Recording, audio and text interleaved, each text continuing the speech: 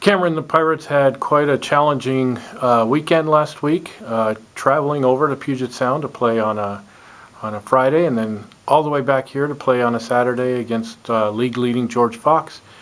Just talk about the takeaway from the weekend, the win over UPS, and where that leaves us. Yeah, we really are road warriors. We did some quick math. I gotta check and see if it's accurate, but we drove something like 3,100 miles this year. We've gotten really good at playing on the road. Some of that is the nature of being out here, and some of that was just some of the extra matches that we had scheduled.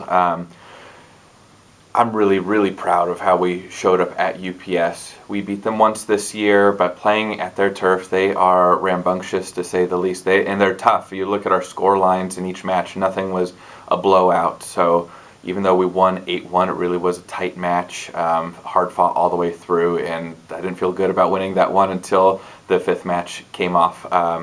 Really, really excited to go on the road and beat them. Made the drive home feel really nice, getting home late Friday night to then wake up early and host George Fox, who, like you said, league leading. They're one of the top teams in the entire nation. They're a good team.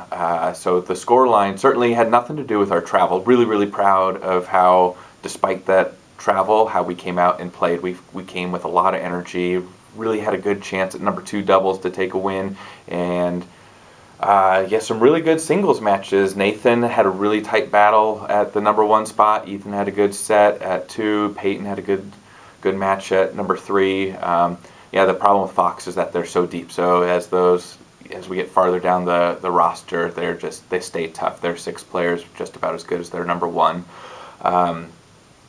So unfortunately we couldn't pull off any matches like I had hoped, but they're a tough team. That probably leaves us in 5th place as the season wraps up.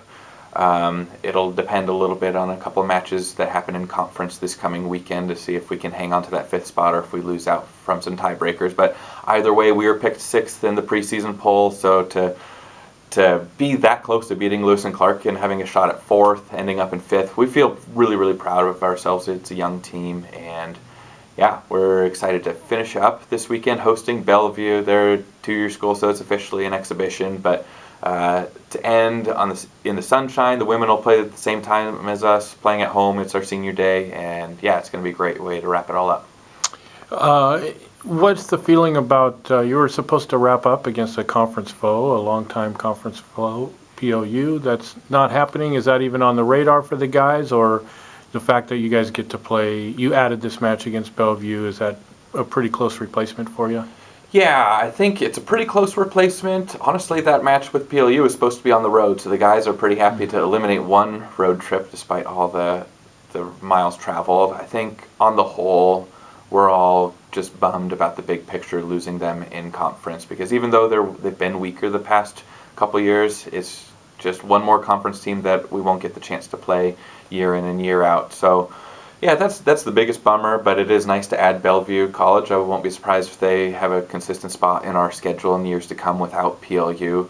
And they are a pretty good community college, so we're excited to have some good matches as we wrap it all up.